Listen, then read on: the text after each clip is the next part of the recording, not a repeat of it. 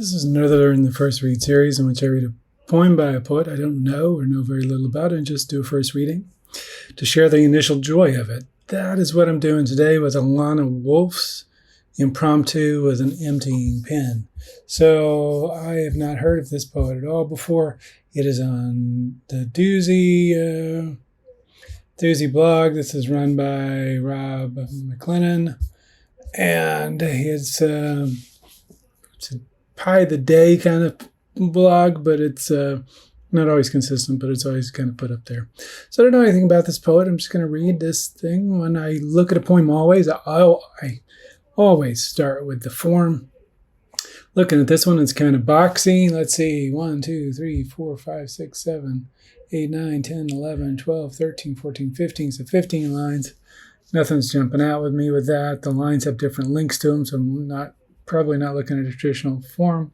There's rhyme here, so I'm just kind of going to go with that. It looks like there might be some internal rhyme, alliteration, things like that. But I haven't read it, so I'll go from there. There is a repeating thing here. Let's. So there's this anaphora that happens 4 times in the poem. Beyond that, I'm not seeing a lot off of it. It's just an open form poem. So let's just read it. Impromptu with an emptying pen. I like to look at titles first to see what they do. And impromptu, with the poem, it feels like something just spills out, but I don't know. The emptying thing is the thing that's, I think, interesting here. The pen is emptying. I think if it was just an impromptu with a pen, you might not even pay attention to the title. But the emptying, it's just that kind of weird sense of spilling out that's happening here. I'm not sure what to make of it. We'll read the poem to see that. Let's celebrate the short days, hours, glint of hard, sharp snow. So with any poem, I look for meaning, but sometimes I just listen for sound too. Really like the sound here. Celebrate the short days. This, S sounds repeating, short days, hours, hard, sharp snow. So we have the S's. Then you have the hard sounds, hard, sharp snow coming in. So it's a very nice sense. It's like hard, sharp snow. These 3 stressed syllables right after each other gives a nice sound there. Let's celebrate the short days. The hours, the glint of hard, sharp snow. This is written in January. It's published in January, so it feels very appropriate. The short days and the hard, sharp snow. Tired bones and jokes. The bed that isn't big and firm enough. So I don't know if the let's celebrate line leads over into this. That's how I'm reading it, but let's celebrate tired bones and jokes. The bed that isn't big enough and firm enough. The sheets that aren't so fresh. So it's this stuff that isn't exactly what you think of wanting it to be like.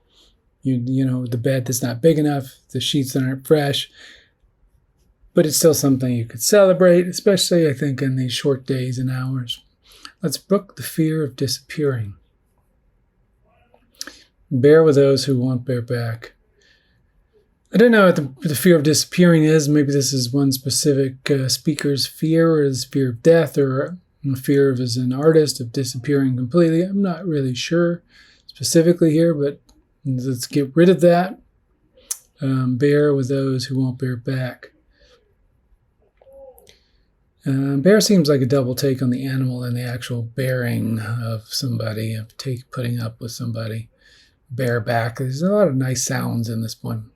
This, the test, the lesson. So what's the test in this? Is it bearing with those, or like putting up with those, or dealing with those who won't bear back, being strong enough to deal with those, to deal with what you have in the moment, that sense of short days, hours, tired bones, jokes, just dealing with it.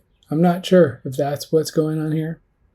That's the lesson of these short days and hours, is being able to deal with all these things. I'm not sure. Let's navigate by plain first lines that link to closing words. This one starts off so clear. Let's navigate with plain first lines. And plain first lines is, I think you kind of think of plain language, plain spoken. Then it goes, let's link to closing words. And it's interesting that the plain first lines link to the ending words, the closing words, like Nell and Nugget, which have a nice sound to them. I don't know that those are plain at all, or that going straight from the first line to the ending word is so clear. Although, this is one of the things that writers often say, that the end is in the beginning. So that kind of beginning with a plain first line sets it all up. Let's touch the windows filled with night. And I don't know if this is because of the short days or is because this is how the person sees the windows. Tap darks deep and radiating hearth. I love this real sense of metricality of this, even though it's not a metered poem. Tap darks deep, all these like stresses together creates this real nice sound. And radiating hearth is like, how do you tap into that stuff that's there? Like now the nugget, all these kind of harsh words, all these kind of short days, and it ends, let's celebrate the short days, hours.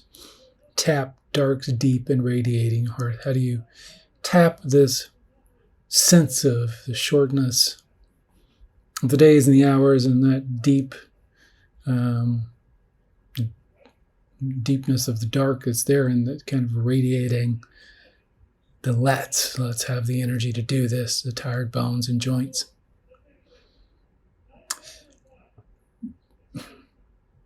There's a lot going on in this poem. I think the thing that I like with this one right off the bat is just the sound of it. I think, honestly, this is the kind of poem that I probably need to read a few more of the poet's poems to know quite what to do with it, quite how this poet thinks and moves. I think there are things in here that I'm not sure if I'm adding them as a reader or if they're there. But I think that would be pretty easy to figure out by reading some more of the poet's work.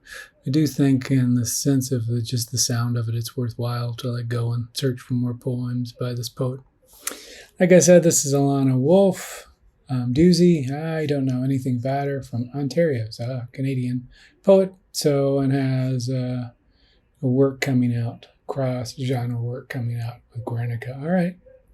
So interesting piece, definitely worth a look at. More by this poet for sure.